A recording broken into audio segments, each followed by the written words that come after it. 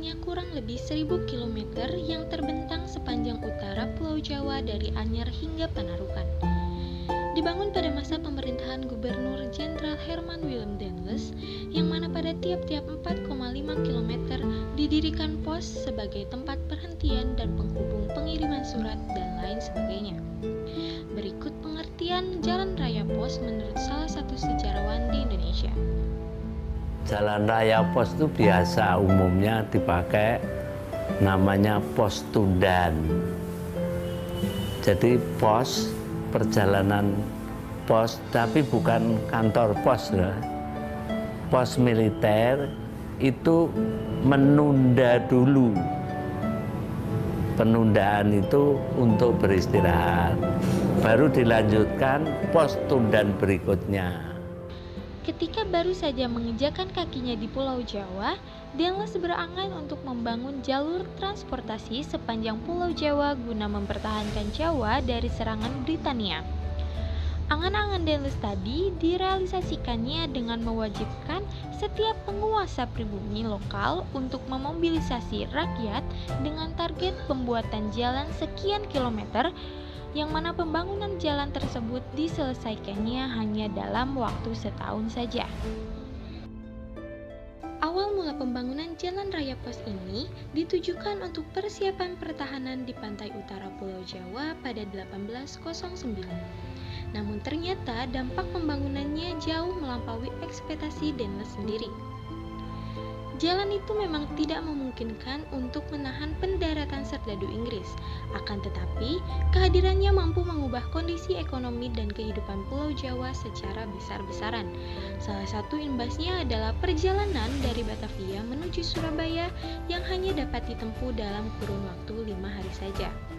Karya Daendels ini juga berhasil mempersatukan tanah Pasundan dan tanah Jawa, yang mana penyatuan itu kemudian menciptakan sebuah kawasan ekonomi tunggal, di mana jalan raya itu memungkinkan pengembangan di berbagai sektor lain, mulai dari perkebunan serta komersialisasi produk-produk kolonial lain seperti beras.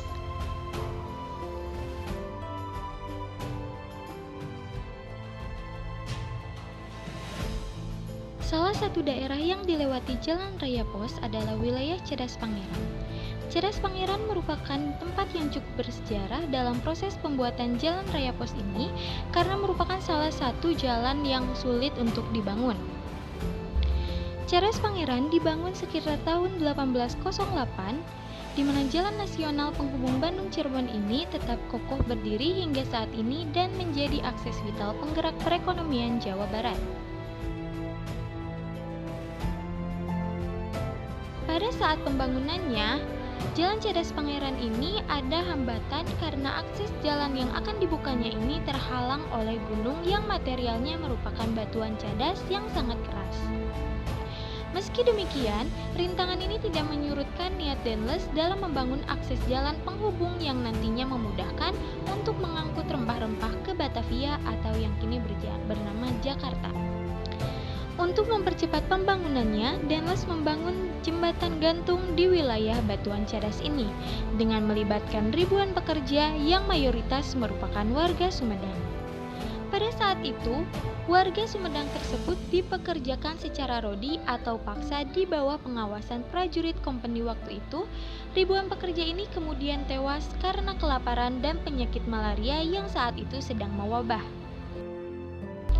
Bupati Sumedang kala itu, yakni Pangeran Kornel atau Pangeran Kusumadinata XI, marah besar karena sistem kerja paksa yang digunakan oleh Daendels ini. Saat mendengar rakyat menjadi korban kerja paksa, Pangeran Kornel kemudian mendatangi lokasi pembangunan Jalan Cedas Pangeran. Di sana, beliau bertemu Gubernur Daendels. Saat pertemuan inilah terjadi peristiwa unik yang hari ini disebut aksi heroik Pangeran Kornel, hingga momennya diabadikan menjadi monumen yang sekarang disimpan di pintu masuk Jalan Cedas Pangeran. Momen heroik itu terjadi ketika Gubernur Daendels mendatangi Pangeran Kornel dan mengajak Pangeran Kornel untuk berjabat tangan.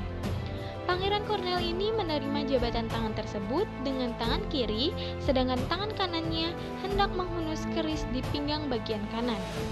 Inilah yang membuat bangga karena Pangeran Cornel tidak gentar meskipun yang dihadapinya saat itu merupakan jenderal Belanda yang dikenal bengis.